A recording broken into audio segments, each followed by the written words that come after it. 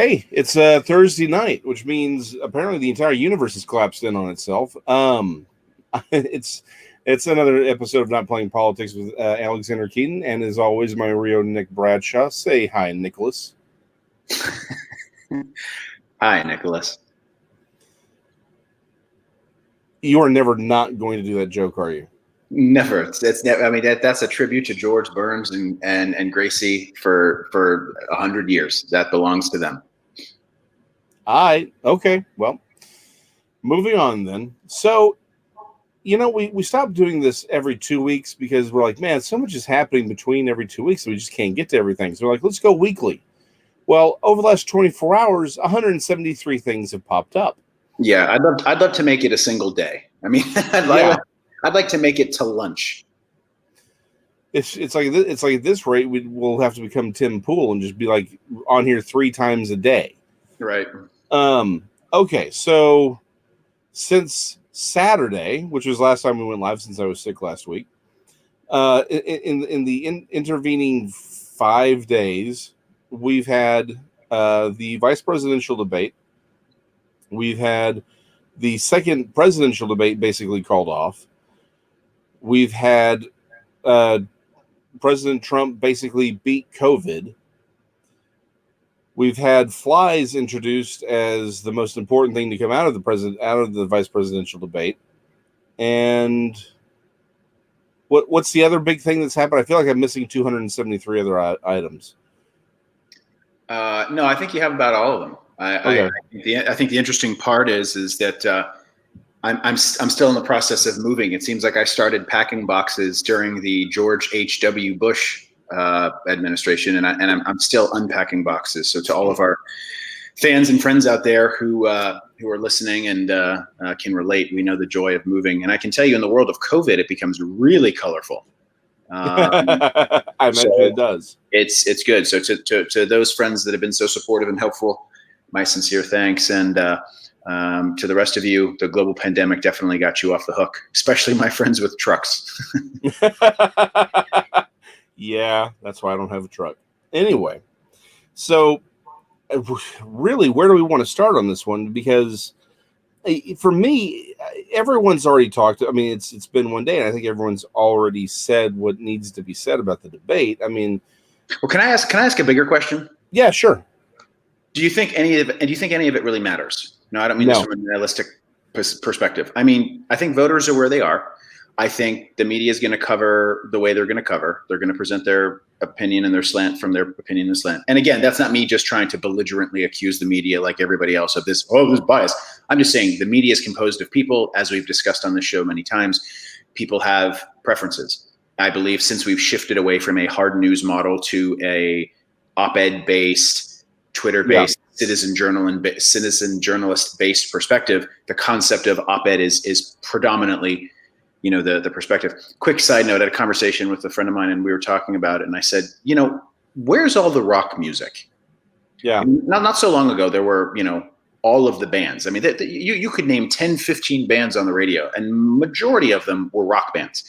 And then over that last 10 to 20 years, I'd say there's that shift towards more of the pop culture music being referenced to things like hip hop, R&B, pop, stuff that's always kind of been there. But you definitely seen that shift. And I would say to my friends out there that, are musicians and whatnot, they're the ones out in the trenches working hard. But where are the Metallicas? Where are the U2s? And I don't mean the legacy acts that are just going around touring from 1983.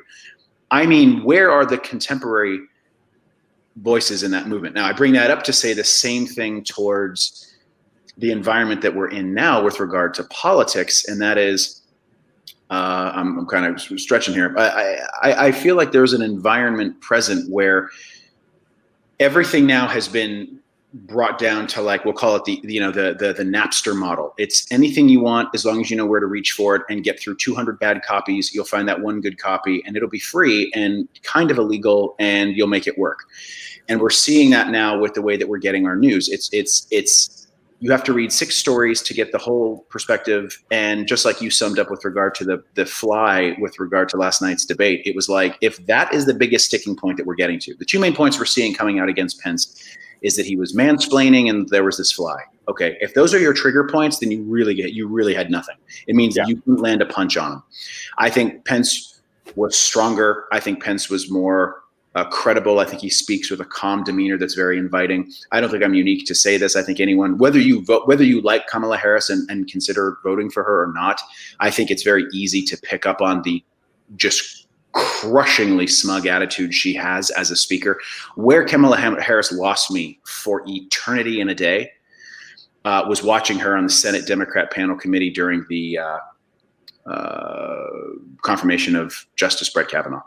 Oh yeah. I don't know that I've ever seen a person so condescendingly speak to another human in all my life. And I'm Irish Catholic. I mean, I don't think I've ever been in an environment that I've seen somebody treat another human like that. And the concern that I have is that, you know, as I've told, and many of my friends know this out there, I was raised around very strong women in my life, and I've always found that as a direct positive.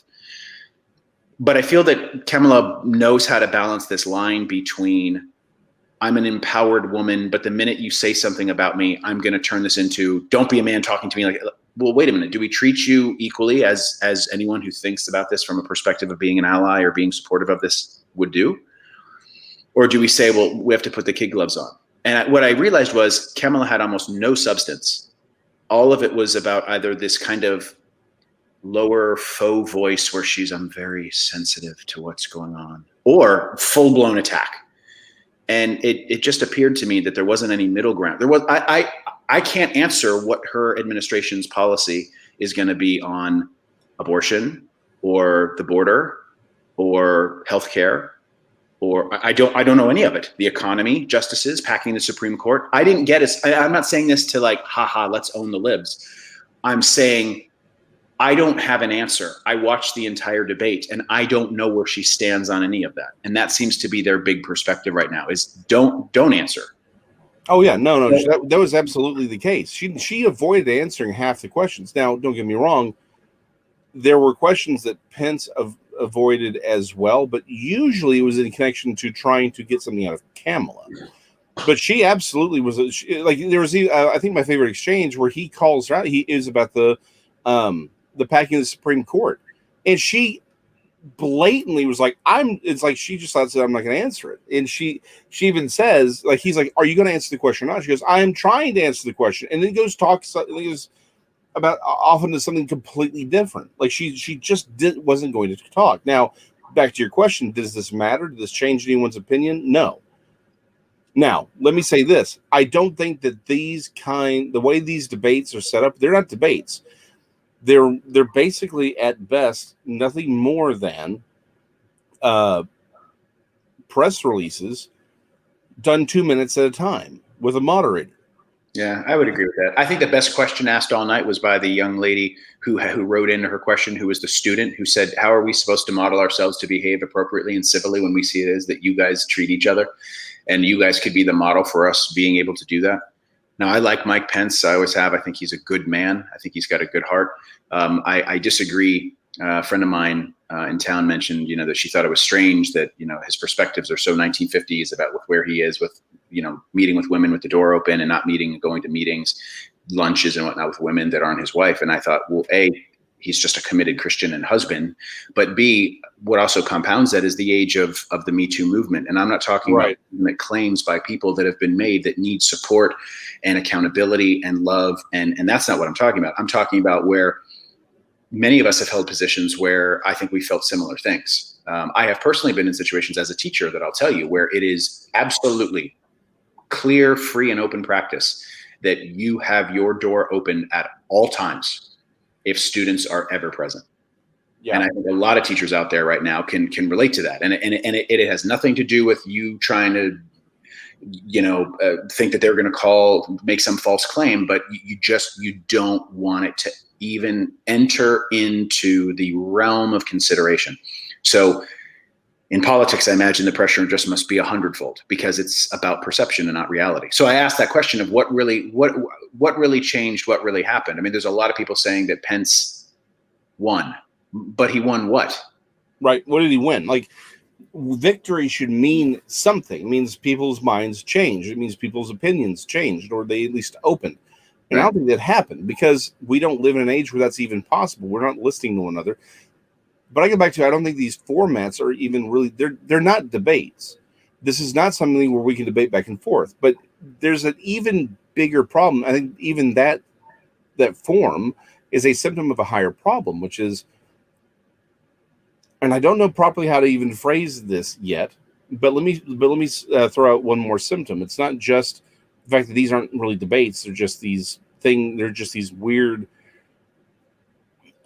amalgamized press conferences. What we have is even the questions that were asked by the moderator were front loaded for a particular agenda. It's obvious. Now, people have noted that the woman whose name I can't remember last night, that she did a better job of not necessarily being as combative with Pence as Mike Wallace was, or Chris Wallace was with, calling him Mike Wallace. Chris Wallace was with Trump, but I would like to point out a lot of that was Trump's fault. Chris did front load his questions, but I think that was just the byproduct of Trump being Trump. Pence is not going to do what Trump does. So I figured she would be fine. But the thing is, she still front loaded the questions. She never went after Kamala for similar issues, right?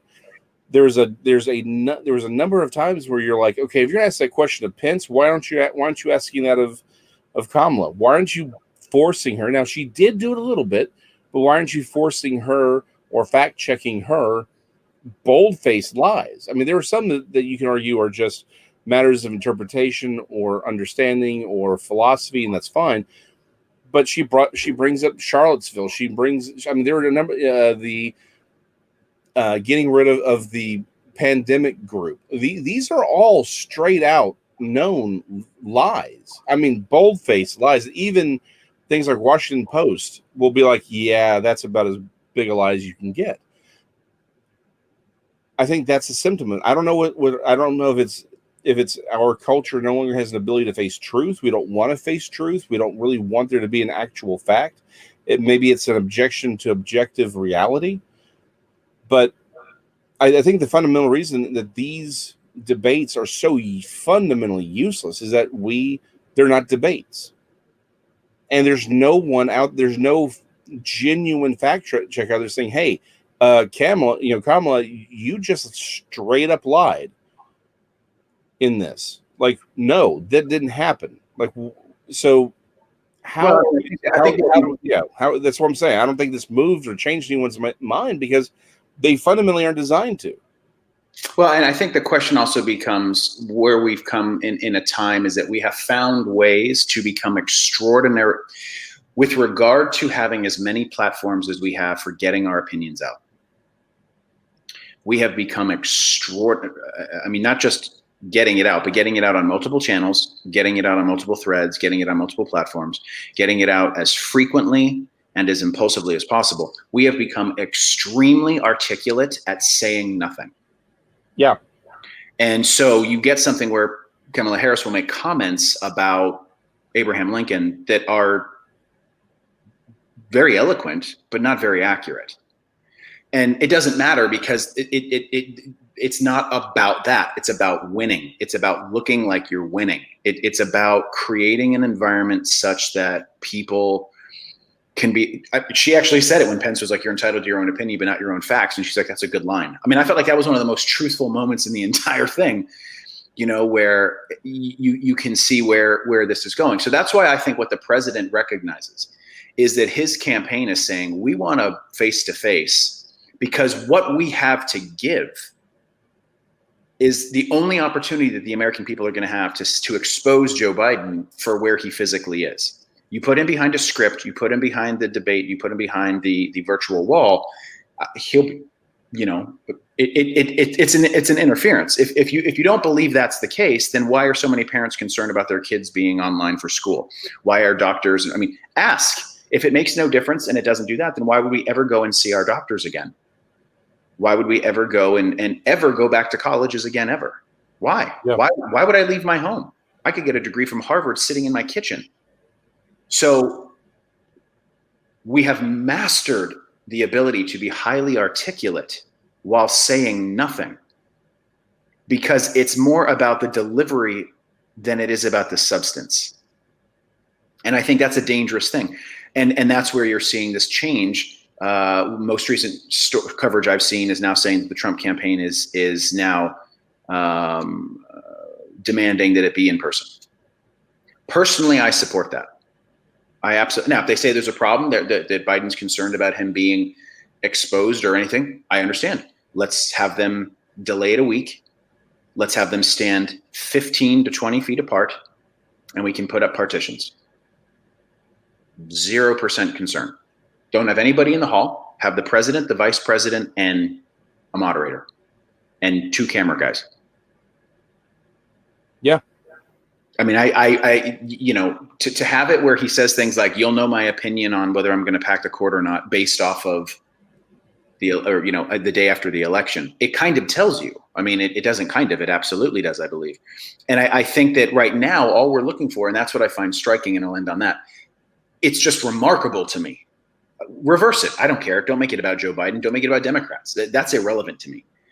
That a political party, that a campaign would step up and legitimately not answer. And I don't mean like persuasive public speaking tactics. I mean legitimately, he's answered. In one of his interviews, he goes, "Come on, guys, I know that it's a good question and you want to hear about it." Like, thanks, Joe. Appreciate that you think we're asking good questions. I mean, I legitimately, and I'm not saying this to sound like faux rage or confused or like, oh my gosh, I'm just clutching my pearls. No, I mean, I'm legitimately saying as a voter in the electorate, I'm absolutely astonished that there is a person running for the office who has legitimately said, I'm not going to answer a question with regard to one of the biggest topics. When in 2016, that's how Trump campaigned. He said, here's my list. Here's my list of people. It was a topic in 2016. Why would it not be a topic in 2020? Yeah. What I'm getting at is I'm not taking a political spin. I'm saying I don't get the campaign math. Unless the campaign math is let the clock run out, let Trump suck up all the air and see what kind of self-inflicted wounds he can sustain. But that's exactly what the plan is. I mean, that is, and this goes back to 2 observations here, right? I mean, let's be honest. The plan here is run out the clock. Run out the clock, keep your head down, let Trump be Trump, right? Trump is he wants to be the center of attention, let him be the center of attention. That is the game they're playing. They want, because they know no one cares about Joe Biden at all. Again, I go back to my theory that the reason Biden was, and he was picked, I know people are like, oh, well, it's because, no, trust me. There were things going on behind the scenes. This was a picked by the Democratic Party. He was picked because he was going to follow orders, and he would be he had no real political future. He's expendable. So, but he was the one person who the media has always sort of protected, right? I mean, let's face it. I mean, if you really get into his career and look at a lot of things he said, this man he's not Uncle Joe from Scranton.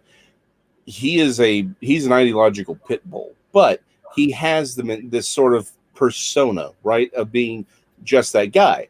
Well, that is the anti-Trump. Trump is big, he's large, he's in charge, he wants the attention. He's very alpha male. Biden is not. So the entire concept here is, hey, at least he's not Trump. So all he's got to do is stay out of the way. He can't answer anything, and the media's allowed it, which goes back to the whole point. All you have to do to defend Trump, and this is this is something I'm going to come back to later, is just actually say what he's done, right?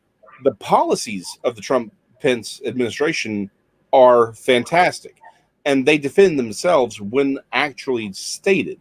The problem is Trump does not do messaging well. He does branding well. He needs somebody else to handle the messaging, but he doesn't message well, and that's what they're trying to do. And the media is allowing it to happen. Stop to realize that after Kamala was picked as vice president back in the beginning of August, she's done. This was the first time she's actually stepped out to talk to news reporters.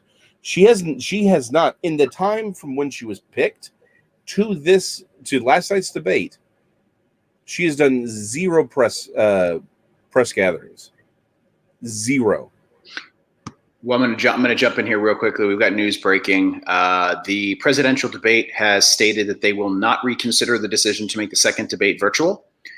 And even though the president's physician has cleared him medically and said that he'll be fine, the chairman of the CPD has admitted that they actually consulted with no one before unilaterally changing the format, and that they have made their decision, and that's what it is. So that in all likeliness, the second one probably doesn't happen. Now, to doubly verify, I know they said that there were 3 debates. Were they considering the vice presidential one of them, or were there 3 presidential? No, there were 3 presidential debates agreed to.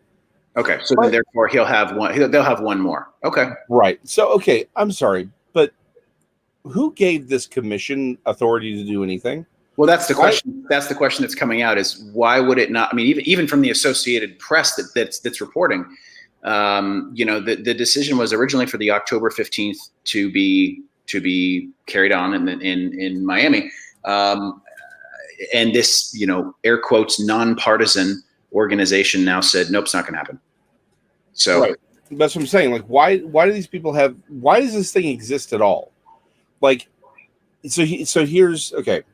I don't want to get too off topic, but it seems like there's always these little groups and organizations who determine how all these things happen. I don't recall voting these people into anything. Right? I think this is one of those things that we've never asked before as Americans. But it's like, since Trump has come into office, we got a chance to ask a lot of questions like this. Like, who are these people? Why does this thing even exist? Why do we need this thing? Why is this here? How much money are these people making doing this? Right? Like, it seems an awful lot like this is a front. Like, everyone who's been picked to moderate they were front loading their questions. There's nothing setting up anything that resembles actual fact checking. I don't know. This whole thing just the more and the longer this whole thing goes on, it screams of just corruption.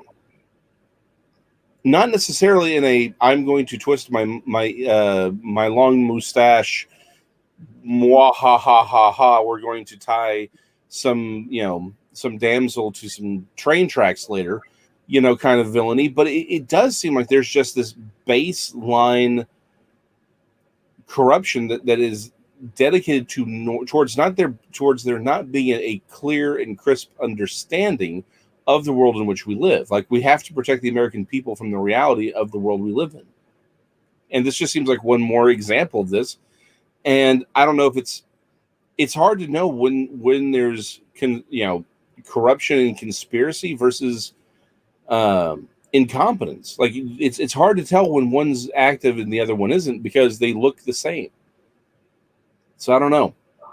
Well, I think that the other thing that we're looking at, and this might be a little bit out there when I say this, but the truth of it is, as I see it, is that I think a lot of this is, when you experience a traumatic experience, whatever it may be, a lot of times what you want to do is separate yourself from anything that's even tangentially connected to that thing, any part of it.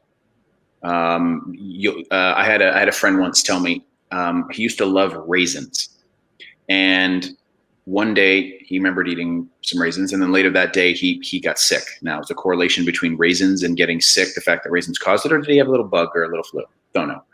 But from that day on, as he told me the story at the time, he had sworn off raisins because they then permanently reflected to him what traumatic experience was.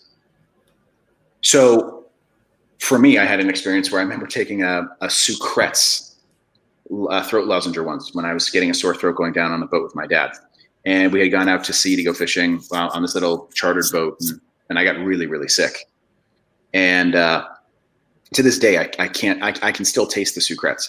It's really funny. But what I'm getting at is you can go through and you want to separate yourself from everything.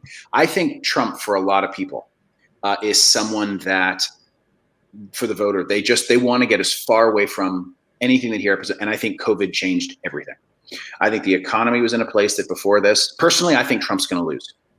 And I think he's going to lose unless the state polling is really, really insensitive and not picking up on trends, which it can be. I think if we see, unless you see gigantic numbers coming from the Black community, the Hispanic community, females in the suburbs, and every single ounce of his base, I just don't know that you're going to overcome the amounts of what almost feel like it almost feels like Biden is going through this as a formality. I guess that's the feeling that I have, is that Trump and his campaign is fighting to do whatever they can to get debates, to get to the thing, and Biden is sitting back almost like, I got this, with a cigar in his mouth and his feet kicked up on a desk. And I'm not saying that from a political standpoint. I'm not saying that that's Democrats. That's not what I'm saying. I'm saying that from an observational perspective, it doesn't seem like there is any sense of urgency on the side of the Democrats for this, that it's a foregone conclusion. And unless this secret Trump voter unless the silent majority is so silent, I'm going to be very intrigued. Now, again, let's remember, somewhere near the election, maybe day of election, I believe the polling for a lot of places had Hillary Clinton at a 92% chance of winning. So take that with a grain of salt. But the way that it feels, and I have absolutely no scientific proof to back that up. And I know that this show is directed at not necessarily embracing that, but if I'm going to be a human for 5 seconds and not a dude on a podcast, and I'm going to say the feel I get is that there are a lot of systemic problems coming from this election, from the secrecy of the Biden campaign without releasing their judges, without talking about court packing, just the secrecy. The fact that Biden and Harris have absolutely no interest or intent in speaking to the press. Furthermore, that the press has no interest in asking any questions.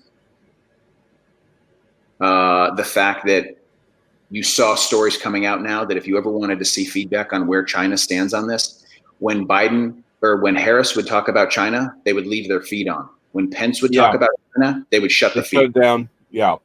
So what I'm getting at is this, and why? Because you can see where Trump's doing it. I think that Biden wants to take the country back into the Paris Agreement. I think he wants to take the country back into the Iran deal. I think it's about who he wants to side with in the Middle East.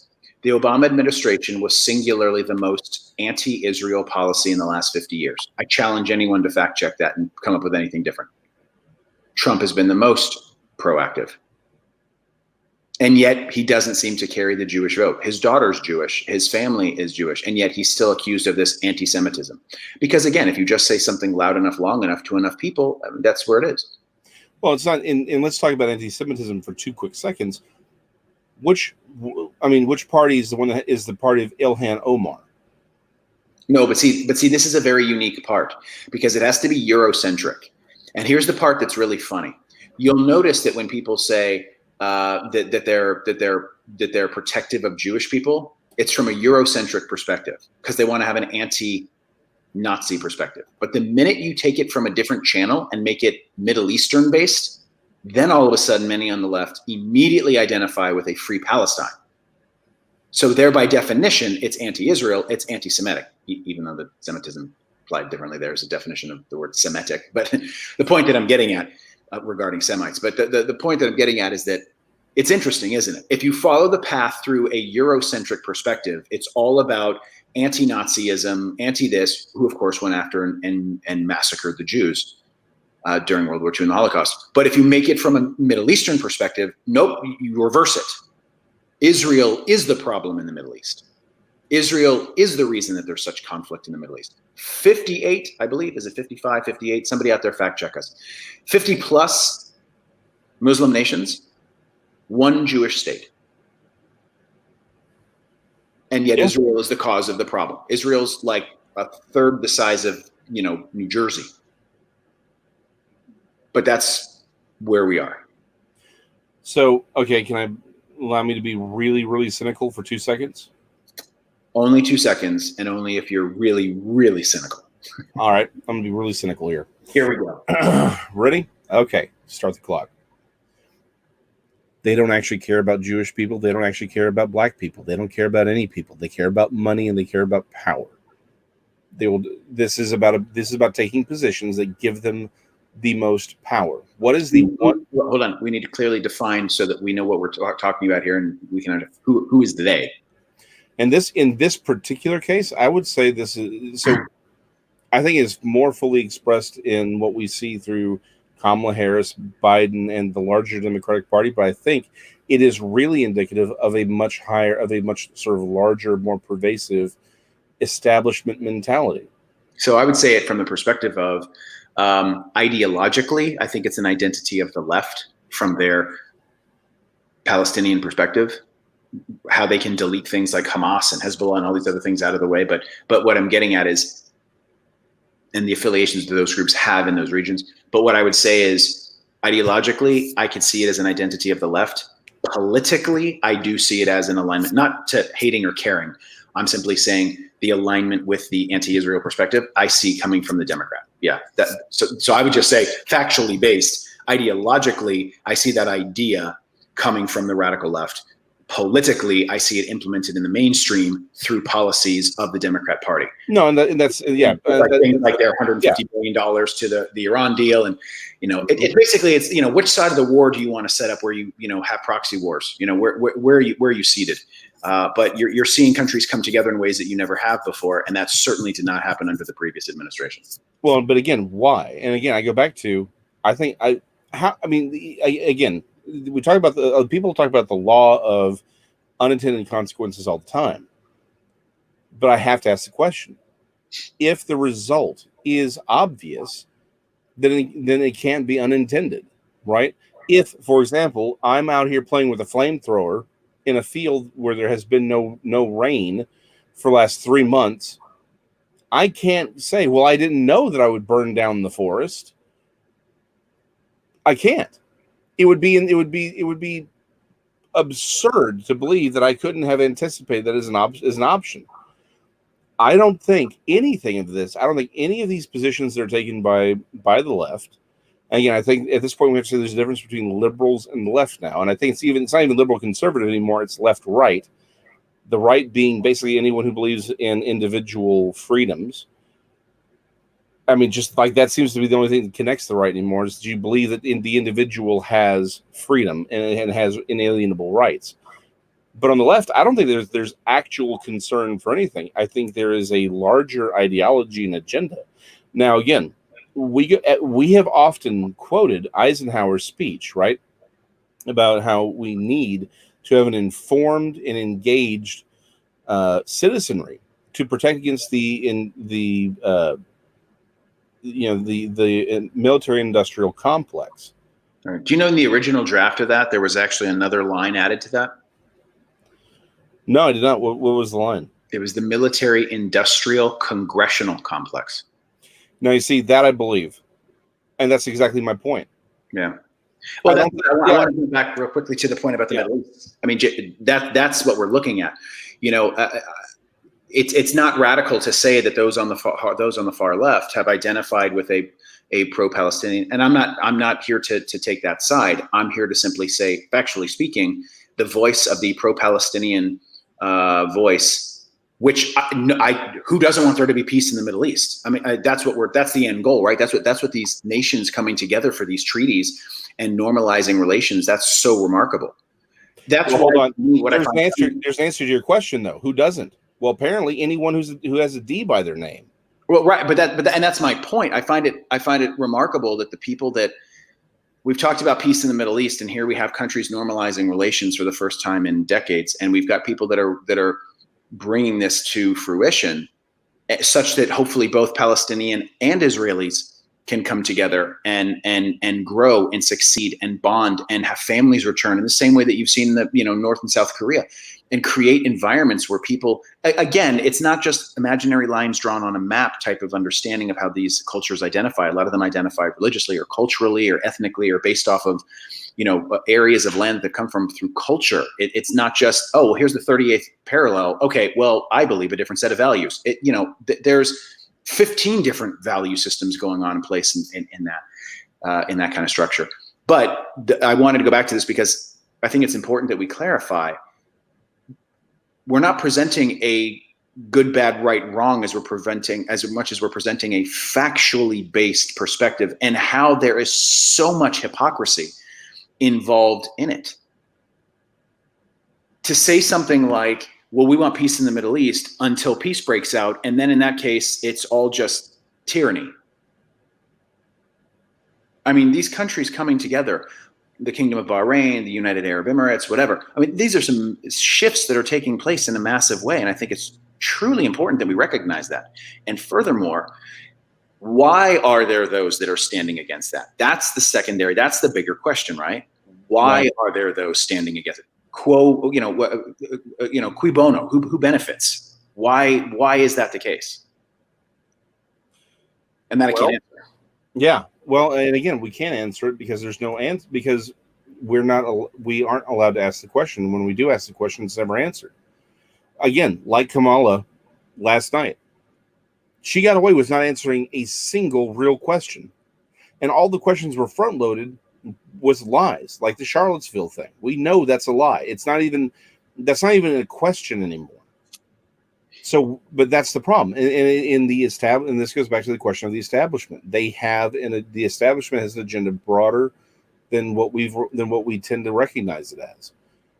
This is a much larger fight. This is it's no longer conservative liberal. This is a much deeper, larger argument that we are having. And that's what this fight's indicative of. I just don't know how we necessarily, I don't know how to win it. Well, I mean, there were simple points brought up. For example, one of the points was when Vice President Pence said, Senator Harris, you were the first co-signer on the Green New Deal. But Joe Biden has vehemently said, I'm not part of the Green New Deal. I'm not part of no one questions that if he were to win and he gets in office, they're going to implement many of those things. There's no question. It's on his website.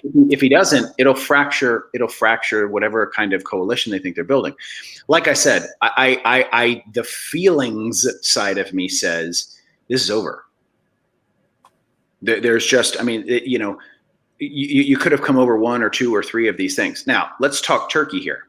If the Republicans hold the Senate, all of this becomes a moot point. I don't know. If the Republicans hold the Senate, at least to a major process, you could slow things down, right?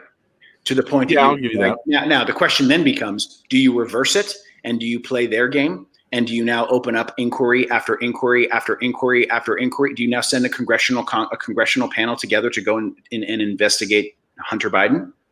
Do you now put together a congressional inquiry and bring in Tara Reid and talk to her about? Do you just again? Remember, whatever one side can do to the other, so can the other. That's why everyone's saying, well, Biden's going to come in and they're going to blow up the court. Cool. So that when a Republican eventually wins, they're going to come in and blow up the court. So that eventually when we have a 97-member panel Supreme Court, A, it will be a worthless institution. And B, we'll have it to the point that it's been delegitimized so much that you'll get more credibility at a local Wendy's. So you've got to be careful. Well, but here's the thing. We're already there. Again, they kept. I don't know that he. I don't know. I mean, I know that he's saying I'm not going to answer and blah blah. That's a campaigner saying to his base. I don't know that he does that. I don't. I think you're going to lose and overwhelm. I don't see you doing that. FDR tried it, and he was just shy of a king. I mean, the man was in 4 terms with a massive disability. I mean, he couldn't walk. And not only that, forget not walking. I don't care if you can't walk. That's not the point. The point is he was dealing from a debilitative disease, and polio had affected him, extensively that way. In fact, they said that in the last couple of years of his presidency, in the last phases of his presidency, people would talk to him. I mean, he was, not incoherent, but he was struggling deeply. Yeah. Not just, the not being able to walk or mobilize was based off of some of that polio, but it was other factors that were contributing to his mental state and his words. Evidently, when Harry Truman met him, and he said he only met him one time, I believe, he said they almost couldn't have a conversation. Yeah. But which is why, again, which is interesting you're bringing up, because now we have Pelosi exploring the 25th Amendment. Well, but see, there's that hypocritical trend. We want a peaceful transition. By the way, we're going to hijack the Constitution to crowbar you out because it created. We want a peaceful transition of power, but we're telling Biden not to concede ever under any circumstances. Well, and again, I don't want, we've tried to curtail this show going in a direction that it's just, aren't the Democrats terrible? I just think that the examples that are present are so abundantly clear right now that it's problematic. And that's, again, if I have a problem with this, whether it's packing the court, not speaking to foreign policy, not addressing abortion, not addressing the Second Amendment, not addressing the First Amendment. If I have a problem, it's that the transparency, the openness, where's your list of judges? It's that the structure of a campaign has been destroyed. It's that the transparency of your policies have been completely let slip. You get what you tolerate. Where is someone to push back? Where is someone to ask a follow-up question? I'm sorry, Senator, that doesn't answer the question. Would you please answer the question? I'm sorry, Vice President, that doesn't answer the question. Would you please answer the question? It's gone. And that's why there's no credibility in the news. Because there's no capability. You could do what Chris Wallace did. You have children. I've seen you do what Chris Wallace did. But what I'm getting at is, if there's a part of me, it's, I think, the structure. I think if people have lost, this is the lowest, this is tied for the all-time lowest amount of faith people have in an election right now, in the process, right now. Why? Because all we've heard is that one side is going to steal the election through ballots and the other side is never going to leave. There's absolutely no hope. It's all fear from one side entirely. This I will say. The Democrats, it's all fear all the time, 100%. The Republicans, it's 50% fear and 50% keep us in office because it's going to be the greatest economy, the greatest world you've ever seen. And it's going back and forth. And there's no accounting for tradition, history, structure, intention, camaraderie. When's the last time you heard one person on the other side say, that's a good idea? I don't mean that flippantly. I legitimately mean, when is the last time you heard somebody say, I hadn't thought about that? I can't remember. Everybody has to be ready all the time with every answer to everything, always. And then you're not human. Kamala Harris did not come across like a human. She came across like a billboard. She came across like Siri. As did, and the vice president, we've all seen everyone's talking points. I think he was much more coherent in answering questions, but he fell back to talking points as well. It didn't seem like Mike and Kamala. It seemed like the Republican Party and the Democrat Party put up their spokespeople, as you said, for a press release. It's a human press release. Yeah. But we've been doing this for a long time. Because again, fundamentally, man, this is why we've labeled the show what we've labeled it, right? Not playing politics. We've been playing politics for 50 years now? We haven't actually been doing anything. We've been playing at it. Well, if there's a part, maybe tonight it's just, I don't know, it's hotter than normal. I'm hungrier than normal, whatever. If there's a reason that I feel a little bit of an edge tonight, it's because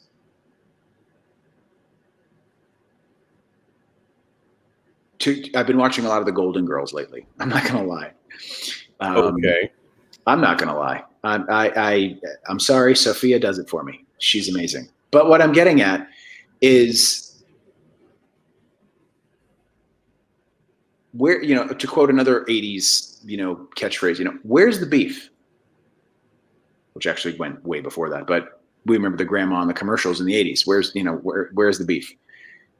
Where is it? Where's the substance? I felt that last night was much more civil. That was a great step forward. I felt that Vice President Pence spoke, articulately, intelligently, and with information. I feel that Senator Harris spoke stylistically and stuck on message. It just didn't feel. I mean, reports are coming out from all over the place. I'm talking about stories that are being released across multiple platforms that say the way that she was polling to focus groups was horrible. Right. And whether you like him or not, and then of course the response becomes, he's nothing but a white male who's mansplaining. Okay, well, that's just like calling a girl crazy. It's reductionist. We all know it. We've all been in that situation. You're dating and then you break up. Oh, what's she? Oh man, she's totally crazy. It's the most reducing way to treat somebody. That's all you have to say. All a girl has to say is, he's kind of creepy. And all a guy has to say is, she's a little crazy. And it's over instantly right there. So all people have to come to defense with is, well, that's just another white male doing. Wait a minute. This is a debate. This is my ideas competing with your ideas. I view you as an equal partner in this. You're a woman, I'm a man, but so what? I see you as an equal partner. We're both vying for the same job. This is a job interview, and I'm going to bring everything I can to show that I'm the better selection. But if I do that, only one side can get targeted.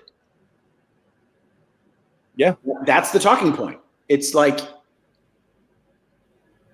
if you are these things, I'm sorry, it's identity politics run amok, and I think it's just gotten so old right now that the answer to everything has become racism or something dismissive. And it just feels so simple and reductionist to speak that way right now. It's just unbelievable. I have a dear friend, and she got married recently, and her wedding dress ended up being rerouted through like Ukraine or Belarus. I think she said Belarus. Yeah, she bought it online and ended up in Belarus. Then it came to the States, but it didn't have the certain address or whatever because they had moved. And so it went back through the route. So the dress went on a heck of a honeymoon when they couldn't because of COVID. And even she, who I would say is by no means some hardline conservative, even she was like, just so you know, for the record, the mail-in ballots are going to be a hysterical nightmare. We sent a certified letter in Austin to Austin, and it never showed up. Yeah. Multiply that by 160 million. And that's my concern. Like I said, what are we saying? Does any of it matter? Like, how many warning signs do we need? I don't expect there to be a resolution on November 3rd. I don't think anybody does. I think some states will. I think your red states will rush to get their answers. The blue states will get their answers. And then you'll see how many there are and count them up. But I think this is going to drag on. And what we saw in 2000 with Florida, we're going to multiply by however many more states there are now. And my mind gets frustrated and my heart hurts when I think about how many of these institutions and processes are just being abused. For what? Because you don't like what the current administration is doing? Okay, then vote and change it. Well, hold on. Let me ask the question then. Do they actually just do it legally, legitimately, and by the channels that have been created to ensure as much security as possible? But I go back to, let me ask the question. Do they actually dislike what he's doing? I think that this election, as I've said before, has 0.0% to do with Joe Biden. 0.0%. I think this election has everything to do with Donald Trump. The perspective it has to do with Donald Trump as to whether A, you view it from a policy perspective. Do you like his policies, his administration's stances, their goals and objectives, or do you make it personal? I have yet to find anybody who's like, Biden, man. Obama captured that energy. People were about Obama. Couldn't tell you the first thing about his policies, but they liked Obama. He had that magnetic capture. He really did.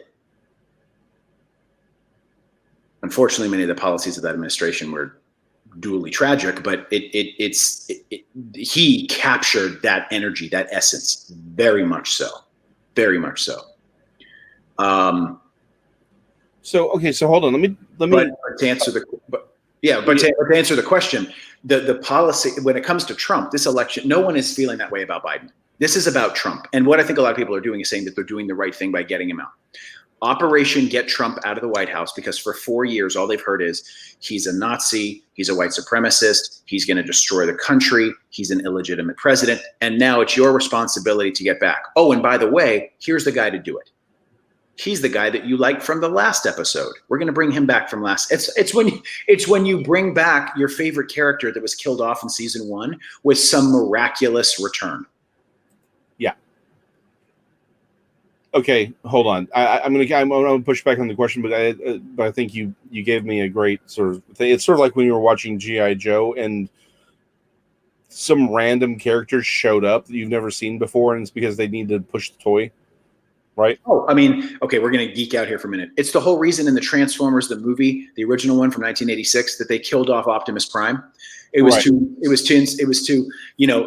bring in to bring in the new line of toys for kids. There was such backlash that they brought him back. Right, exactly, because they weren't selling his toy anymore, so they had to. I mean, yeah, exactly. It's like, but that's what's happening here. It's like, hey, remember this toy? Like they brought back Starscream because he was such a popular kid. Again, it's like, so that's what they're doing. Biden is Starscream. He's Starscream's ghost in season 2 or 3 of Transformers is what he is. But let me push back on this because I think there's actually something that you said that's very, very key. With Obama, it was a cult of personality. Period. End of story. It had nothing to do with anything he actually did politically. It wasn't. I mean, that's just straight up. We know that to be the case. Well, and we don't want to just flippantly say that, and not that you are, but the reason that we know that is that if you were to ask many people right now to name something about the Obama administration, how many of them, other than saying, well, Obamacare, which is kind of a given by the name, how many of them would actually be able to talk to any of those points intelligently? I've never met one. Right. So what I'm saying, when we say that, this is not just us trying to bash. I want to make sure that the show maintains some level of credibility with us, that it is not just Democrats are bad. That's not what it is. It's that if you can honestly be straightforward with yourself and say, what policy would you support, and say, thank goodness the Obama administration came along and did this, because this was really a great thing that they did. No one talks about that. They don't talk about the perspectives of things. No, they don't. They don't talk about it, but that's okay. But we're going to leave it there. Okay. Next, what you were saying. So what I was saying is this goes, in the same way, you said this is about Trump. I don't think it's even actually about Trump. I think this is about what the media says about Trump. I think this is far more what this is. I think there is, and I don't think we even know I think we've barely grazed the tip of the iceberg as far as why Trump is so loathed by the establishment, but he is dangerous to them. And so this isn't even about Trump per se. It's not even about his personality, because all these people who hate him loved him when he was on television, right? Right. There were rappers talking about wanting to be Trump just a few years ago. They're saying he's threatening their livelihood. Right. I think the reason people don't like Trump is because they were told not to like Trump. This whole thing isn't about people not liking Trump, like a reverse cult of personality. This is people were told not to like Trump. So it's not even about Trump himself. This is about people being told not to like Trump. And that's dangerous. And this is clearly about manipulating. Wow, that was a lot of emphasis there. You put the wrong emphasis on the wrong syllable. Yeah, exactly. I suddenly became Eastern Ukrainian or something. Anyway, this is about people being manipulated. This is, and I think there is fundamentally something bigger at play here, not necessarily on a human level. I think there is all of this disruption is allowing people to see things very, very clearly. And I think we've gone on a very long time, and I think this is where I'm at for this whole thing. How can Kamala get away with not answering a single freaking question? How is it that the moderator can get away with front-loading all of her questions? How is it that people can still get away with lying, bold-faced about things saying that Trump has never rejected white supremacy or racism when he has 19 times publicly? Like, how is this even a thing? Because we, as American citizens, have not been informed. We have not gone out of our way to be active within our political process. We have not educated ourselves, and we have not actively fought for this nation as we should have. Those who believe in tyranny, those who believe in communism, socialism, any of the authoritarian regime styles, they've all fought for their positions. We haven't. In fact, what they did was they were able to prey off of our desire to be the good guy, right? And so that's where we are. What we need to do as Americans, regardless, at this point, conservative and liberal are still on the right of where we are now. This is about two very different viewpoints. One's a totalitarian, authoritarian view. The other one's about liberty. Do you get to make up your own mind about things? Do you get to have your own religion about things? Or do you get to be told by the masses what to believe and what to think? But we can't, if we, the people who are on the right, which means people who are traditionally liberal, JFK liberal, if you are a liberal or you're a conservative, if you're a libertarian, if you're not even overly political, but you'd like to be able to make up your own mind about something on some day, you're on the right now, and we're going to lose that if we don't actively start participating in this, and we stop abdicating our role in running this government.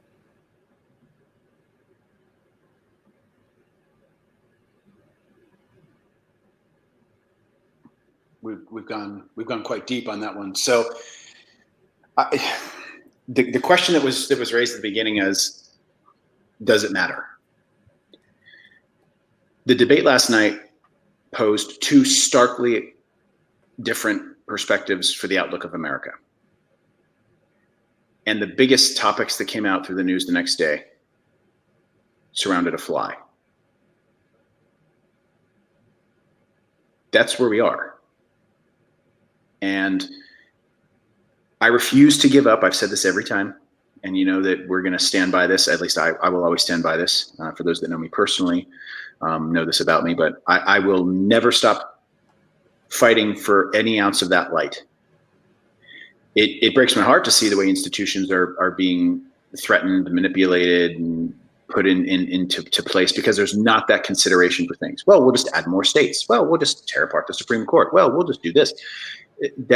And the part that's hard about it is it's not even done with a good intention. It's done with an I know you are, but what am I? It's let's race to the bottom. And it really, really is something hard to watch. The two opinions, at least from what we could piece together from very limited contribution from one side, it to see is a very, very different view of what you think America is. It's a fundamental difference. It used to be like a different party, a different animal on your sticker, a different color maybe, and a different letter after your name. And now it's a different perspective on the way that our country should exist and the freedoms of the people that live here. That's terrifying. Because I'm not even worried about what Biden and Harris do. Because what they're not thinking about is guess who comes after them. Now, I know that they're going to try to spin it in a way that, you can't ever get a Republican elected again. Let's flip Texas. I mean, look at what's happening. All the states with all these people that have just taxed them unbelievably. And I don't want to get too deep and dark on this, but I would say it this way. States like California and New York that have taxed people out of existence are sending them off to other states. There's no surprises to the shifting both demographics and just the economics of states like Arizona. States that like New York that are dumping people into surrounding states and impacting their electorate, like North Carolina. You're seeing it. The part that I think it lies with is the person, the individual. We can sit here all day and talk about Nancy Pelosi, but it comes down to you and to me and to each other. That's that knowledgeable citizenry. Yeah. And if we don't engage and understand it, then people are just going to bring the same bad ideas that they saw in their state to a new state. And it's like, you generate them in these states like California and New York, and then you just release them upon the country.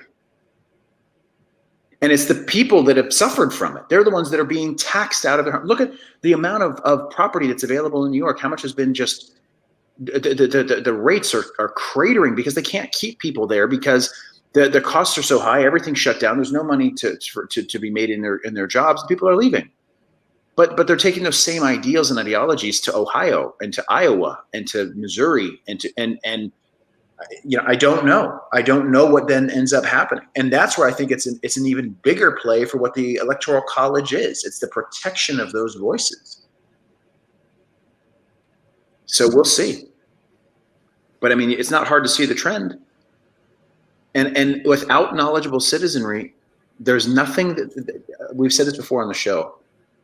I think the founding fathers were wise enough to consider the perspective of how to protect people against the government taking their rights away. But I don't know that they ever thought to consider that people would willingly and freely give them up. And sadly, that's where we are. Man, I need a hug after this show. I just, like I said, I mean, I never want to give up chasing the light. So I'm going to leave it at this. I pray for our country to make it through this tumultuous time. And I hope that my friends and family and their family and friends and their loved ones and their lives are made better in every possible way. I hope that they survive the challenges that they're facing, whether it be COVID related or personally or financially through this time. And that no matter what happens, we keep fighting for what's most important about this country. And it's not the geography, it's the idea. It's the people and the idea of what this country represents. And that is something worth fighting for forever.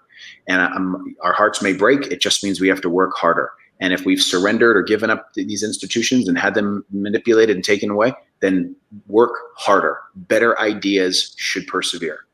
And maybe this is the wake up that everybody's been needing for a long time. But if you want to be a member of a knowledgeable citizenry, you have to be knowledgeable. And I'm willing to fight for it. And if this little show is what it takes to get us from point A to point B, then that's what it takes for us. And we'll get there. But I refuse to believe that the wonderful ideas enshrined within our Constitution and our Declaration and our Bill of Rights are things that can just be given away through the manipulative processes of just dumping money into local elections and changing the idea of what this country is. Because that inherent unique nature of what it is that we have is so brilliant and so fragile at the same time.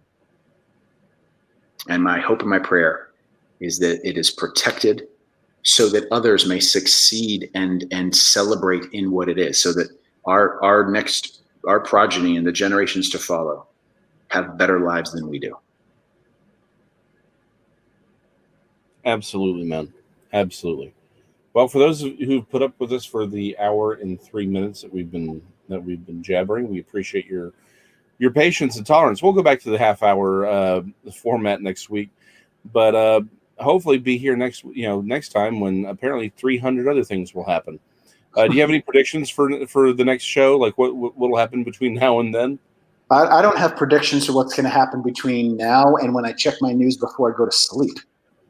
Fair enough. At just some point, I would like for Godzilla to show up somewhere. I think that at this point, I kind of want to cover the Starscream thing a bit more next show too. So let's get that on the docket. Okay. All right. Starscream. I'll make sure we talk about him a little bit more.